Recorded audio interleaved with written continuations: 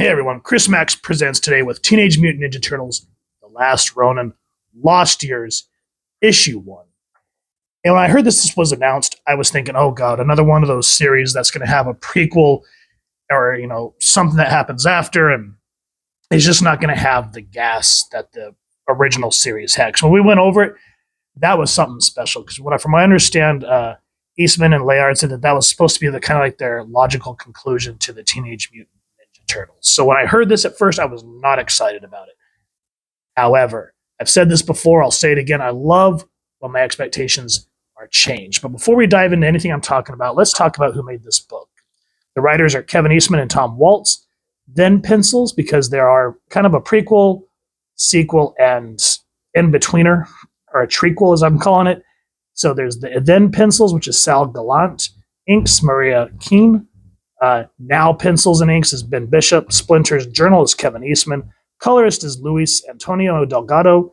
Letter is Sean Lee. And then there's everyone else working on the book. And then, of course, all the different variants.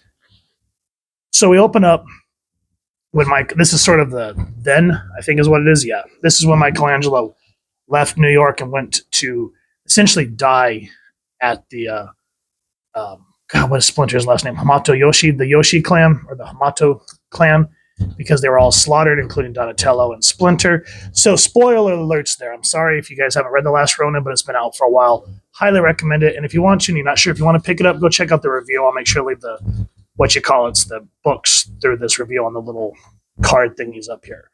But we go to then. And at the last of the Ronin's series, we see that Casey, which is April's daughter, was having these turtles kind of being mutagen. She said, I can't wait till they grow up. And so now she's trying to train them. But I think she bit off more than she can chew, because they all kind of have that teenage angst. And she's like, knock it off.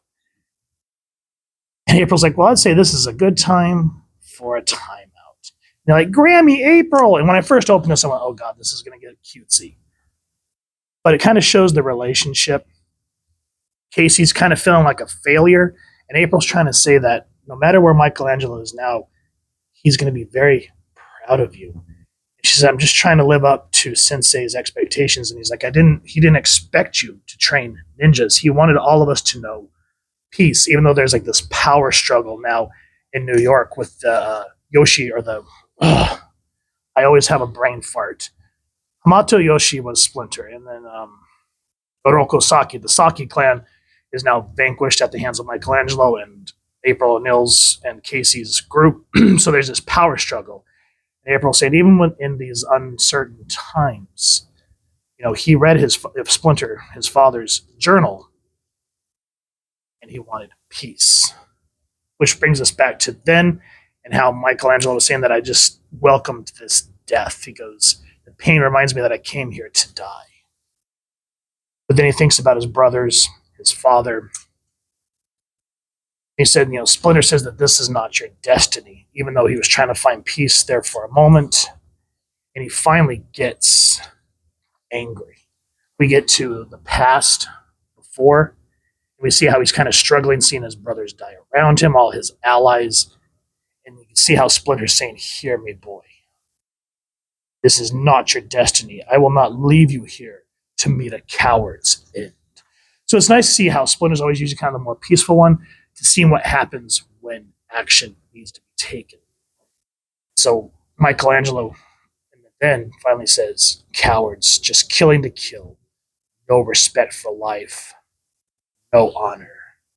No mercy. And we see, Michelangelo is a party dude. We see him become angry.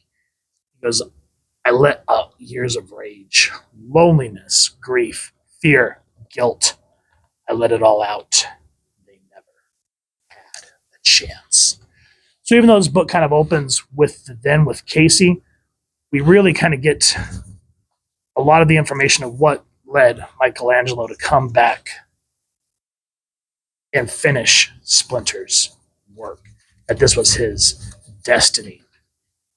And it's just a great read, especially when he finally starts to see memories of his brothers I don't want to give too much away. Usually when these reviews are short like this, guys, it means that I thoroughly enjoyed it. And there's a lot of information in these books that I don't want to give away right off the bat. I want y'all to go, please support your local comic shop or wherever it is that teach your comic books and action figures and pick up this book. And if you haven't read the original Last Ronin, pick that up first, either in the individual books, which issue 1 for now is going to be really hard to obtain. So I'd suggest getting the collected trade. And then this one. I don't know what number they're up to on here, but I think once I'm still settled in this new house, I'm going to go get the rest of the series. And if you've enjoyed this review, we really would appreciate if you take a moment to like, share, and subscribe. Helps the club channel more than you possibly know. Club channel. Helps the channel more than you could possibly know. And if you don't mind hitting that fancy little hero and a half shell bell next to subscribe, that way we can upload content, you guys get notified. Come to the channel, and we love talking with y'all and hearing your thoughts and feedback down in the comments below, or our social media pages, which I'll make sure to leave links down in the description. So with all that said, thank you so much for stopping by. Hope y'all continue to have an absolutely amazing day reading, and happy hunting.